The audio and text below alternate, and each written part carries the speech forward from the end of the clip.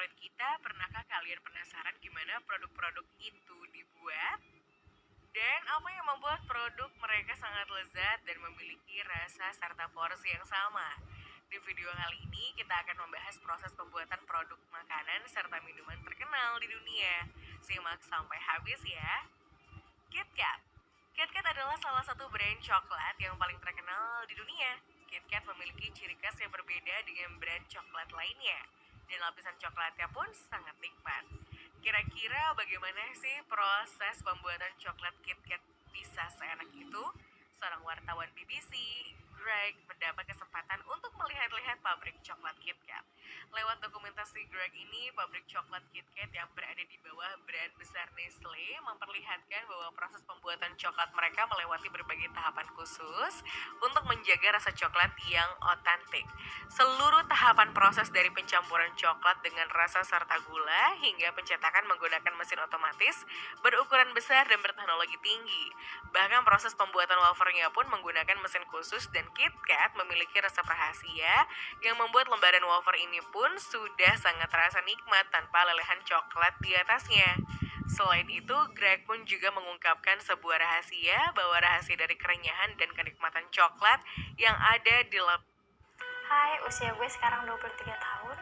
Gue pengen banget punya pacar, tapi belum ketemu nih sama aplikasi dating yang cocok. Kemarin sempat download beberapa aplikasi dating, tapi harus bayar untuk registrasi dan chatnya. Langsung aja gue uninstall karena kesel. Gue cuma pengen punya pacar. Kok susah banget ya? lapisi wafer. Ternyata KitKat menggunakan sisa produk wafer KitKat yang rusak dan patah untuk dihaluskan dan dimasukkan ke proses rework. Dalam proses itu, sisa wafer ini dihaluskan dan dicampur dengan coklat leleh dan whipped cream. Campuran itu tadi dipakai sebagai isian wafer KitKat setelah dicampur dengan coklat leleh. Itulah yang membuat KitKat ini terasa renyah, creamy, dan sangat nikmat rasanya.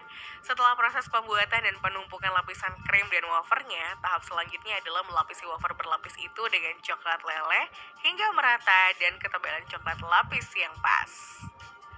Pocky. Berikutnya ada Pocky. Siapa sih yang gak kenal dengan brand snack nomor 1 dari Jepang ini? Snack Pocky ini memiliki bentuk yang unik, yaitu biskuit berbentuk tongkat setinggi 14 cm dan dibalut lapisan coklat sebagai rasa hingga hampir seluruh bagian biskuitnya terendam coklat. Yang unik dari Pocky ini adalah lapisan coklat yang manis itu bercampur dengan rasa biskuit yang asin. Usut punya usut, ternyata Pocky yang dinaungi oleh brand besar Glico ini adalah saudara dari Pretz, biskuit tongkat yang juga disajikan dalam berbagai rasa. Penjualan Pocky yang saat ini terus meningkat hingga bisa diekspor ke 60 negara dunia, perusahaan Glico memutuskan membuka open house pabriknya, sehingga masyarakat umum bisa mengunjungi untuk melihat proses pembuatan Pocky. Dapur mini untuk membuat Pocky. Hai, usia gue sekarang 23 tahun. Gue pengen banget punya pacar, tapi belum ketemu nih sama aplikasi dating yang cocok. Memainkan berbagai permainan dan melihat video sejarah Glico. Saat melihat proses pembuatan Pocky, pabrik ini memperlihatkan proses dan tahapan produksinya. Tahap pertama adalah membuat biskuitnya terlebih dahulu. Mereka menggunakan mesin besar dengan teknologi terbaru untuk mencampur tepung dengan bahan-bahan lain hingga berbentuk adonan. Kemudian mesin tersebut mencetak adonan menjadi bentuk panjang-panjang dengan ketebalan 3 mm. Setelah itu, dengan menggunakan belt conveyor, biskuit yang sudah dibentuk tadi dipanggang selama 5 menit dan dipotong sepanjang 14 cm. Setelah biskuit sudah matang, barulah mesin-mesin mereka membuat coklat pelapisnya. Pabrik Glico hanya menggunakan biji kakao yang sudah diseleksi dari seluruh dunia, tidak hanya di Jepang. Kemudian biji kakao tadi diproses dengan mesin untuk diolah menjadi kakao nibs dan digiling hingga halus setelahnya. Setelah itu, masuk ke proses pelelehan dan hasil lelehan coklat itu pun dipakai untuk melapisi biskuit. Burger McD. Mendengar brand McD ini tentu salah satu menu otentik yang mudah muncul di kepala kita ada burgernya. McD memang berhasil memikat hati pelanggannya dengan rasa burger dan chicken nugget yang lezat dan membuat ketagihan. Padahal nih, outlet McDonald's itu bisa ditemukan di hampir seluruh dunia ya. Sebenarnya apa sih yang ada di daging burger dan chicken nugget mereka? Kira-kira seperti ini pertanyaan yang banyak dilontarkan ke konsumen. Untuk menjawab kekepoan konsumennya, akhirnya pihak McD membuka sesi tanya jawab di media sosial untuk menjawab seluruh pertanyaan konsumennya, termasuk apa saja yang ada di burger dan nugget mereka. Salah satu konsumen mengira bahwa pink slime yang ada di daging mereka ini adalah sisa yang sudah dicampur dengan amonium hidroksida agar memiliki warna merah muda, agar warnanya kembali terlihat cantik dan segar. Menanggapi pertanyaan itu, tentu saja pihak McD menyangkal. Mereka mengaku bahwa McD tidak pernah menggunakan daging yang disuntik amonium hidroksida. Untuk mempersiapkan daging yang akan diolah menjadi daging burger dan nugget, McD menggiling daging sapi pilihan mereka. Kemudian daging giling itu dibentuk bulat-bulat dan dimasukkan ke freezer. Setelah daging membeku, mereka segera mengirimkannya ke outlet-outlet mereka. Sedangkan untuk membuat chicken McNuggets, setelah daging giling dengan halus, mereka menambahkan bumbu-bumbu seperti air, garam, starch modifier biar dagingnya semakin juicy, ekstrak rosemary, minyak safflower, serta bumbu perasa lainnya yang juga dengan bantuan mesin besar. Setelah adonan siap, langkah selanjutnya adalah masuk ke tahap pencetakan dan melapisinya dengan tepung tempura. Setelah semua siap, tahap terakhir adalah penggorengan sebelum dikemas dan dikirim ke outlet-outlet mereka. Coca-Cola.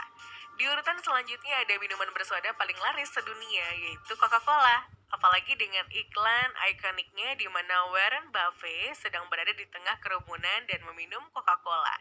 Tapi sebelum kita lanjut dan menyebut Coca-Cola sebagai minuman bersoda, ada satu fakta unik yang perlu kalian tahu. Coca-Cola sebenarnya bukan minuman bersoda, tapi menurut salah satu operator di pabrik ini mengungkap Coca-Cola adalah minuman berkarbonasi, bukan bersoda. Jika kamu penasaran bagaimana Coca-Cola dibuat, proses pembuatan di pabriknya sebenarnya cukup simpel kok.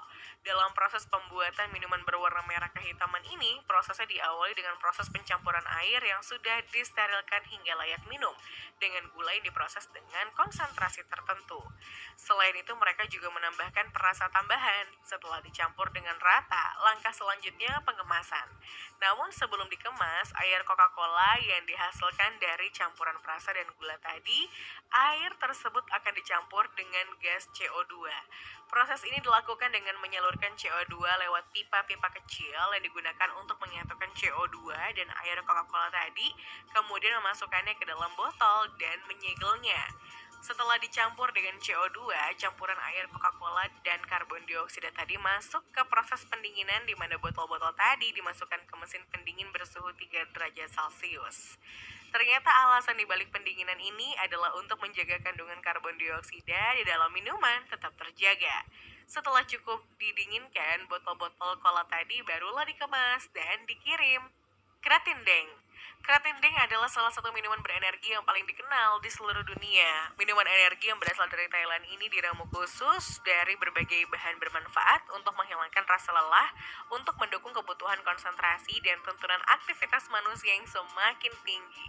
Isi ramuan dalam kratindeng ini mampu menstimulus sistem syaraf agar tetap terjaga, serta mengaktifkan fungsi jantung dan nutrisi jaringan otak, serta kandungan glukosa yang mudah diserap tubuh dan menambah tenaga.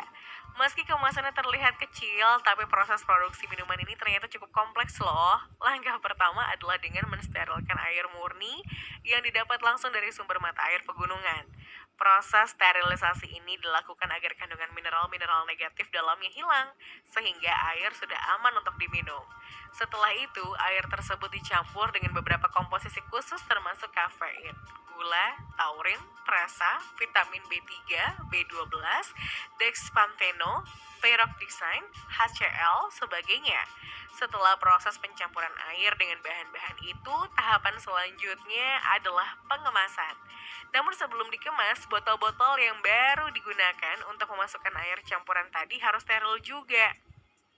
Benar-benar botol dan dicek satu persatu untuk mengeliminasi botol-botol yang tidak layak dipakai karena cacat. Langkah terakhir setelah mengisi botol dengan air olahan tadi adalah pengemasan untuk dikirimkan ke berbagai supplier mereka.